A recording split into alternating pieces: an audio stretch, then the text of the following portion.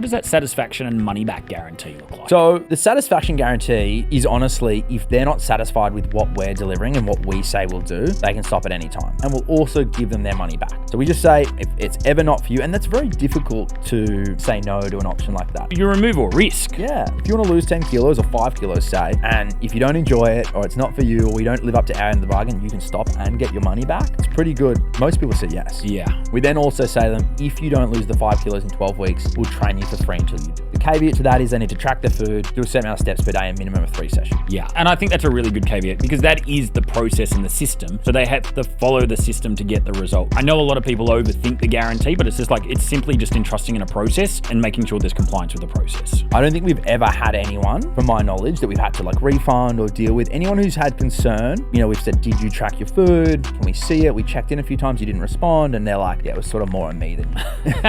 So it really works, I guess.